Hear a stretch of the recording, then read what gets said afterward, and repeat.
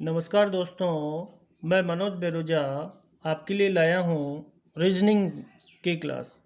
देखिए यहाँ पर हम सबसे पहले समझते हैं रीजनिंग का मतलब क्या है। रीजनिंग अंग्रेजी शब्द रीजन प्लस आईएनजी से बना है और रीजन से तात्पर्य हिंदी शब्द होता है कारण। अर्थात कारणों को समझना ही रीजनिंग कहलाता है।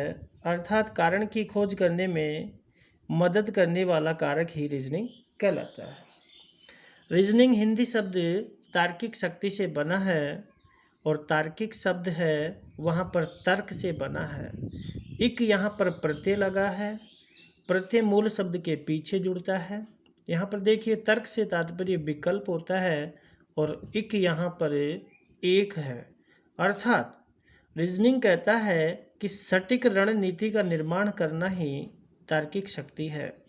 अर्थात किसी एक ही विकल्प का चुनाव करना, सटीक रणनीति का निर्माण करना ही तार्किक शक्ति कहलाता है। रीजनिंग में हम आगे बढ़ते हैं और बात करते हैं टॉपिक की। टॉपिक है आपका coding decoding. Coding decoding coding decoding Hindi शब्द सांकेतिक कूट भाषा से बना है और सांकेतिक कूट भाषा का ही अन्य नाम है कूटवाचन और कूट लेखन। कूट यहाँ पर एक संकेत दिया है और वाचन से तात्पर्य बोलना होता है और लेखन से तात्पर्य लिखना होता है।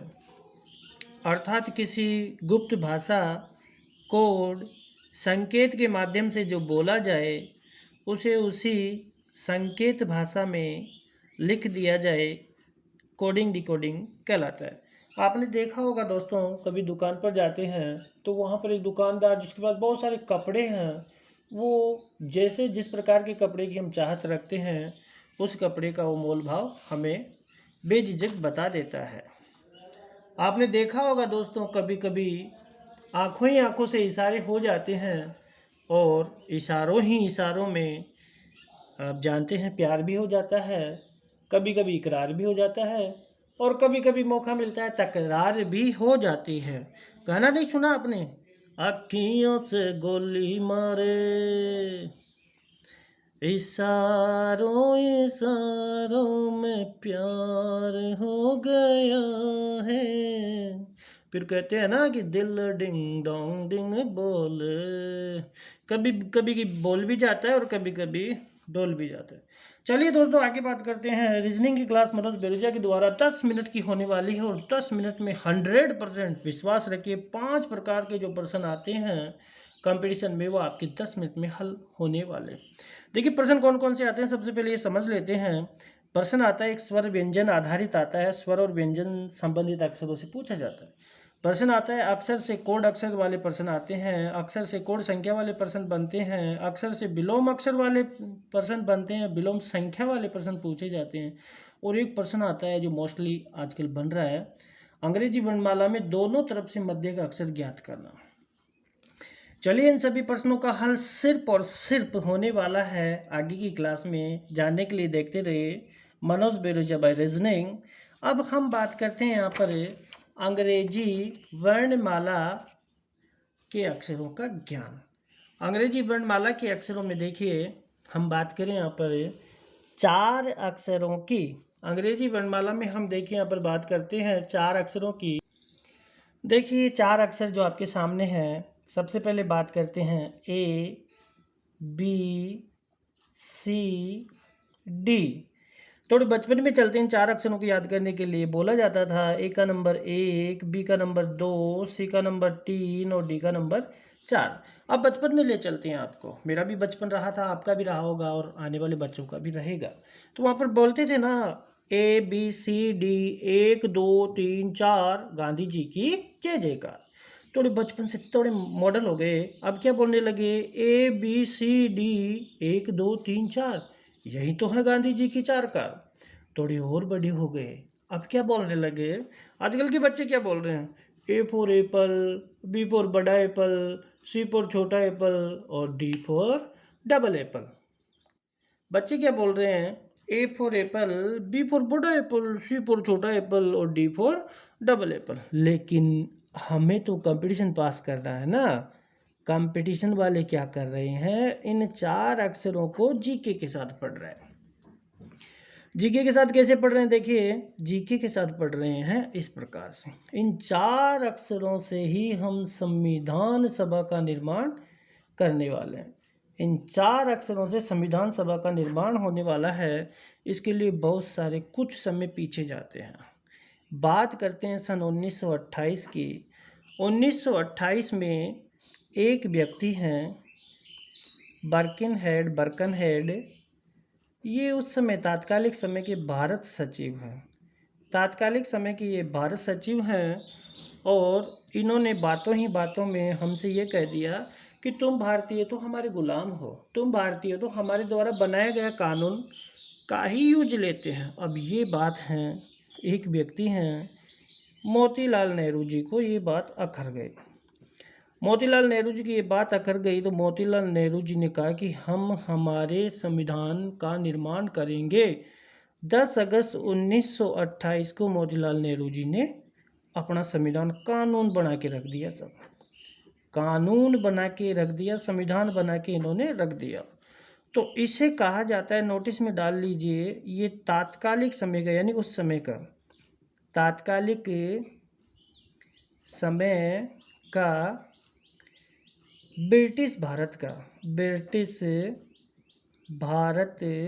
का प्रथम संविधान है जी। अपने अब ब्रिटिश भारत इसलिए बोला क्योंकि पहले अंग्रेजों की हुकूमत थी, इसलिए ब्रिटिश भारत बोला गया। अब देखिए धीरे धीरे समय, द्वितीय वर्ल्ड वार हो चुका है, यहाँ पर द्वितीय वर्ल्ड वार हो चुका है, यानी द्वितीय विश्व युद्ध हो गया। अब यहाँ पर बात उठी कि भारतीयों के लिए संविधान होना चाहिए, संविधान सभा होनी चाहिए। तो क्रिप्स मिशन था 1942 में, तो क्रिप्स मिशन में इन बातों को मान लिया गया कि भारतीयों के लिए संविधान होना चाहिए। अब देखिए क्या होता है कि यहाँ पर इस संविधान से संबंधित इस सभा के लिए भारतीयों के पास गोरे आदमी आते हैं, और वो गोरे आदमी जो आते हैं वो एक मिशन के तहत आते हैं जिसे कैबिनेट मिशन बोला गया। कैबिनेट मिशन अपने पास प्रश्न आता है कि कब आया, तो हमारा प्रश्न क्लियर हो गया। 24 मार्च 1946 को कैबिनेट मिशन भारत आया। कैबिनेट मिशन में कितने आदमी आए, तो इसमें सदस्य आए 3। वो 3 सदस्य कौन कौन थे, देखिए दोस्तों, वो 3 सदस्य थे। एक थे पैथिक लॉरेंस, दूसरे थे स्टेफोर्ड क्रिप्स, और तीसरे व्यक्ति हैं A.B. अलेक्जेंडर। 3 सदस्य भारत आए, जिसमें से ये पैथिक लॉरेंस इन्हें अध्यक्ष नेता बना के भेजा था। अब ये भारत आ गए, लेकिन अपने और उनके तो बढ़ती ही नहीं थी, तो क्या हुआ कि अभी ये किसी व्यक्ति से पूछते हैं कि भैया हम यहाँ पर ये करने आए, तुम्हारे लिए संविधान सभा का निर्माण करने आए हैं। तो हम तो अब काले लोग, उनकी नज़रों में हम काले हैं और वो गोरे लोग हैं। तो व्यक्ति ने कहा कि तुम यहाँ पर करोगे क्या? इन्होंने कहा कि भैया हम यहाँ पर नाचेंगे। क्या करेंगे? हम यहाँ पर नाचेंगे, हम यहाँ पर घूमेंगे, हम यहाँ पर फिरेंगे, हम यहाँ पर चरेंगे, और क्या घूमेंगे, नाचेंगे, फिरेंगे, गाएंगे, और क्या रिपोर्ट बना के दे जाएंगे। तो इन्होंने रिपोर्ट बनाई भैया, इन्होंने रिपोर्ट तैयार की 16 मई 1946 को, और रिपोर्ट में क्या कहा कि भैया तुम्हारा संविधान सभा निर्माण हो गई और इसमें 389 सदस्य होने चाहिए। 389 सदस्य इन्होंने कहा कि संविधान में होने चाहिए, संविधान सभा में 389 सदस्य होने चाहिए। अब इसमें भी देखो, उसमें राजा महाराजा थे तो वो भी अड़ंगा करने लगे कि भैया तुम अगर निर्माण करोगे तो हम क्या करेंगे। तो इन्होंने कहा कि भाई ठीक है, देसी रियासतों के भी ले लो, देसी रियासतों से ले लो, और 93 सदस्य ले लिए, जिनके लिए कहा कि तुम ही मान के भेज देना, मनोनीत। दूसरी बात हुई भैया प्रांतों से ले लिया,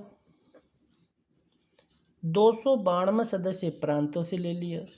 तीसरी बात हुई कि भैया अंग्रेज भी कहने लगे कि अब हमारे लिए भी कुछ छोड़ दो, तो इन्होंने कहा ठीक है भाई तुम्हारे लिए भी छोड़ देंगे। तो ये तीसरी बात थी कमिश्नरी प्रांत।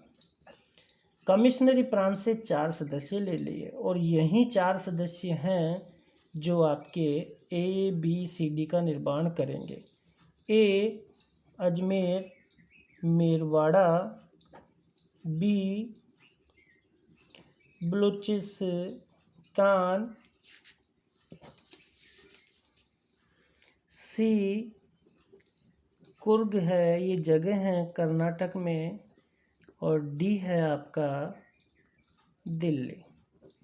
देखिए दोस्तों, ABCD से A अजमेर मेरवाड़ा बना है, B बलूचिस्तान बना है, अब तो खैर ये भारत में नहीं है लेकिन उस समय भारत का हिस्सा था। C कुर्ग कर्नाटक है और D दिल्ली है। चलिए देखिए, यहाँ पर ये कमिश्नरी प्रांत अर्थात अंग्रेज़ लोग थे, तो इन अंग्रेज़ लोगों को हम भारतीय, क्योंकि हम भारतीय इनकी नज़रों में तो पाँव की जूती के बराबर थे, लेकिन फिर भी लोग, अब दिल है हिंदुस्तानी, वो सिस्टम है कि नहीं, फिर भी लोग दिलिया दिली कहते हैं ना, वो सिस्टम है। तो ये लोग इनको देखकर गाया करते थे कि हम काले हुए तो क्या हुआ दिल वाले हैं, हम काले हुए तो क्या हुआ दिल वाले हैं, हम तेरे तेरे तेरे चाहने वाले हैं, ऐसे गाया करते थे और इनको चिढ़ाया करते थे। चलिए दोस्तों, आज के लिए इतना ही। जानने के लिए देखिए नेक्स्ट क्लास में 10 मिनट की क्लास रहेगी नेक्स्ट, और उसमें 5 प्रकार के प्रश्न हल कराए जाएंगे। देखिए दोस्तों, कैसा लगा, जैसा भी लगे, अगर अच्छा लगा हो तो हमारे चैनल को, शुरुआत है, लाइक करें, सब्सक्राइब करें। Thank you. नेक्स्ट क्लास देखने के लिए धन्यवाद। मनोज बैरोजा।